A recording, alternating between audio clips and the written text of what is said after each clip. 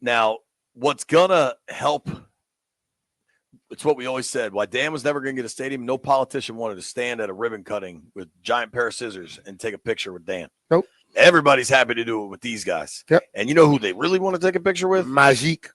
Jayden Daniels, dude. Magic, too. Sure, but like. See, they'll take him with Jayden, but like, you're not going to try to play your quarterback up on all that other stuff. No. You got somebody in your ownership group that's as popular as anybody that ever played any sport in this world. And he got a big old smile, and he's 6'8". Totally agree. I was kind of joking around. I was transitioning to this.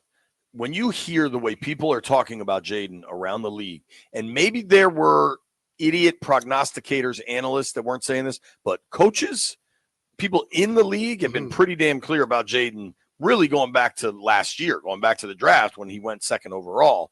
Dan Campbell, Lions head coach, a dude that I think everybody's in such a hurry to give coach of the year to anyone that isn't the best. I think it'd be just fine if Dan Campbell won it. Frankly, either Dan coaching a team this week, I think it'd be fine if they won it. Yeah. Dan Campbell, Lions head coach, talking about Jayden Daniels.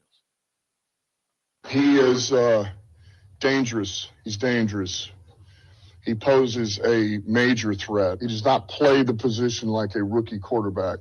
He's composed. He understands how to progress. He sees the field well. He can buy time with his legs. He's a dangerous runner. He's smart. You can tell he understands how to run that offense, what they're asking him to do. And then he's got weapons. He's got weapons around him. I mean, his receiver's pretty dang good. 17's a hell of a player. You know, he's got a good back. He's got more than one receiver. Ertz a tight end. I mean, they've got weapons. The O-line plays hard, but he's a difference maker. And Dan wouldn't be saying it if he didn't mean it. He's a truth speaker. Totally. You know? And Jayden has shown that. And you look at some of the things he's done this year, it's out of this world. But the ultimate thing is he gives you a chance. Straight up. Totally, man. The same thing I said last week. I felt pretty good about them getting a chance. I thought they'd have an absolute chance to win in Tampa. I don't feel the same going to Detroit. I think this is a much more difficult game.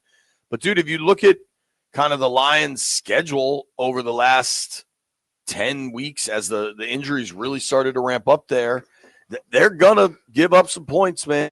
There's a reason this is the highest total in the weekend. Yeah. And when you could score, you've got a chance. And Washington could score. I also think Jayden could control – what Washington does, perhaps most impressively, is the way they dominate time of possession without really an effective run game from a yardage perspective. Yeah. DQ was interesting. He talked about it yesterday, got asked some questions, and he said, you know, I don't necessarily only look at the box score. We look at throwing to our backs as an extension of the run game. And he said, and frankly, some of our fourth down decisions are driven by time of possession. If we convert and we keep the ball, particularly against a team like Detroit that is so explosive offensively, maybe that's another 3 minutes off the clock. Maybe that's another 2.5 minutes off the clock. Yeah. And I think that first drive when they went, 9 minutes? The first drive of the second half. Yeah, 9 minutes. 17 plays. That right there is demoralizing. And as much as we always talk about Jayden being poised and how players got to be poised, I'm sorry, forgive me. That was the second, the first touchdown drive, second quarter. But offensive coordinators, when another team possesses the ball that long and score a touchdown, not many of them can stick to their game plan because they realize if we don't do something great right here, we may not see the ball again. If they go on another 9, imagine 2 9-minute drives in one half. That's 2/3 of the half. Demoralize the hell. Sure. Out of so when they do stuff like that, they came back with another 5-minute and something drive. They make an offense have to adjust and score quick, which means, I start throwing, I forget about my run. They had, the 9-minute touchdown drive obviously stands way out for you, but they're putting together 4-minute.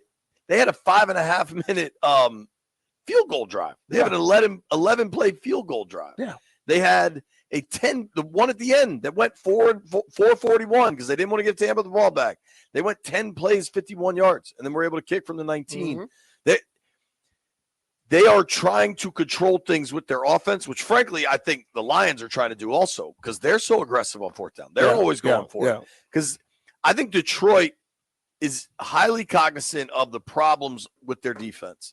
And I think they absolutely believe – I think you saw this particularly when the Bills – when the Lions lost to the Bills because they were just trying to generate more possessions because they knew they could score, but they couldn't stop them. They had an onside kick in that game. Their defense – played unbelievable against Minnesota, though. Yep. But the difference between playing Minnesota and playing Washington, they know Minnesota. They played them twice. They don't play Washington twice. And, yeah, they're going to get film and know it, but there are going to be some things that you think Cliff is going to bring up that they may not have seen before. And it won't be able to be something that you're going to know just because of familiarity. We've also now seen two teams play really well against Darnold. In the Rams defense and the Vikings and the Lions the week before, you do wonder if perhaps Darnold is the common denominator there. I don't know.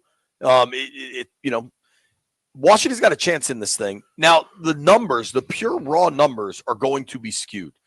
The Lions have the fifth best rushing defense in the NFL in yards given up, right? They have given up the fifth fewest rush yards in the NFL. But you got to look at causation versus correlation. The Lions tend to jump on teams and be up 3 scores. So a lot of teams just can't run the ball like they want to because they're in such a hole so quick. Conversely, the Lions defense gives up the 30th most passing yards in the NFL. They give up a ton of passing yards. Yeah. But that's because teams have to throw it on them because a lot of times they're down 4 touchdowns. Yeah.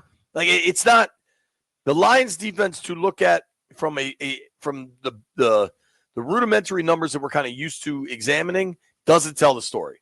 They try to be super aggressive. They're willing to leave their corners on their own because they're trying to go after your quarterback because they're trying to turn you over to get the ball back for their offense and control everything offensively.